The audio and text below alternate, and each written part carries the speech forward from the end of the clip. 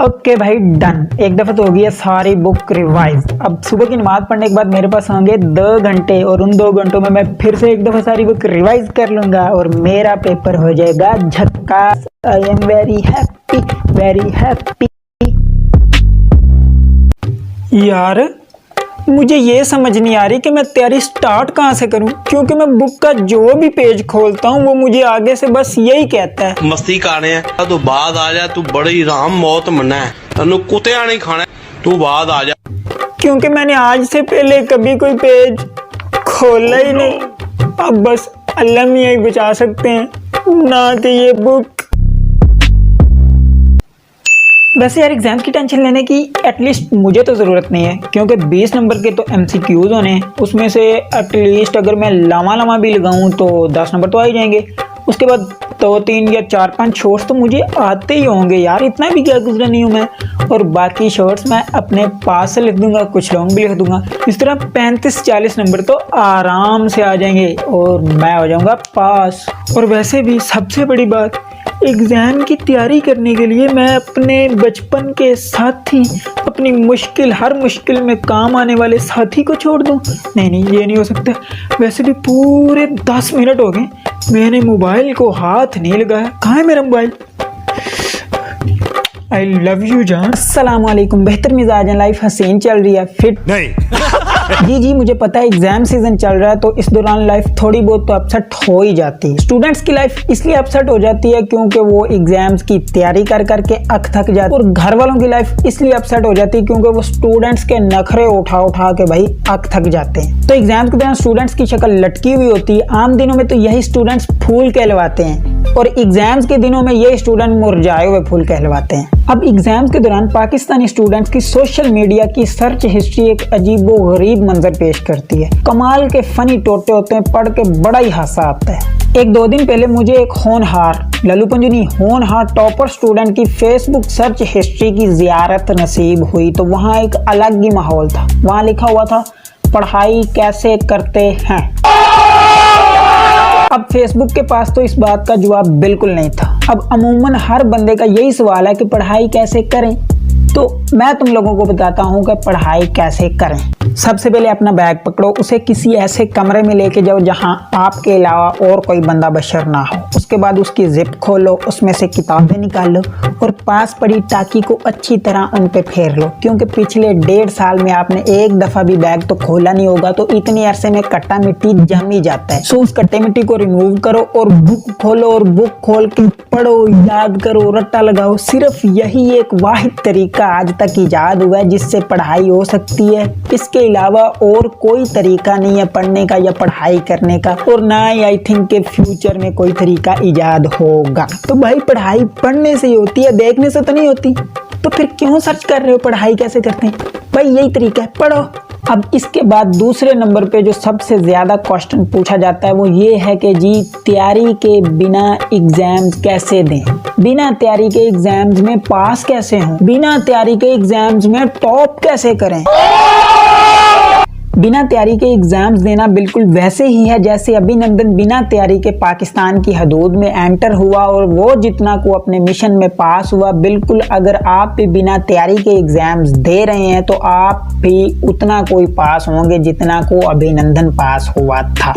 और जितनी उसे चपेड़ें और चंडें पड़ी थी, जितनी उसकी जलालत हुई थी, वो सब आपको पता है। आज भी आप जाके इंटरनेट पे देख सकते हैं वो चंडें और जलालत, वो मत भूलिएगा। उसी तरह अगर आप भी बिना तैयारी के एग्जाम्स देने की सोच रहे हैं तो भाईजान आपको भी कभी अम्मी से, कभी अब्बे से और कभी भाई से चंडें पड़ेंगी और आपके नसीब में सिर्फ और सिर्फ जलालत ही जलालत होगी। सो बिना तैयारी के एग्जाम देना बिल्कुल अभिनंदन की चपेड़ों जैसा ही है। बगैर तैयारी के एग्जाम देना बिल्कुल ऐसे ही है जैसे बगैर इमरान खान के PTI। बगैर तैयारी के एग्जाम देना बिल्कुल ऐसे ही है जैसे बगैर अम्मी के घर। बगैर तैयारी के एग्जाम देना बिल्कुल ऐसे ही है जैसे बगैर चार्जर के मोबाइल, खास तौर पे आईफोन। बगैर तैयारी के एग्जाम देना बिल्कुल ऐसे ही है जैसे बगैर एडिटिंग के फोटो।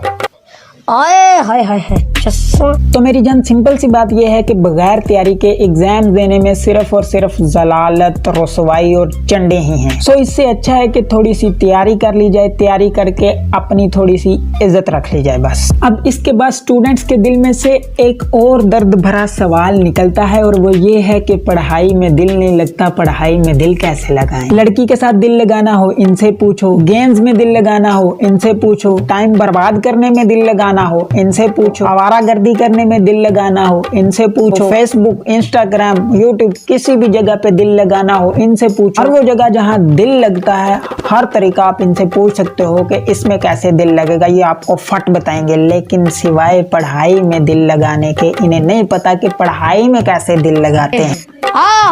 तो भाईजान पढ़ाई में दिल बिल्कुल वैसे ही लगेगा जैसे किसी लड़की के साथ दिलजोई से दिल लगाते हो, समझ रहे हो।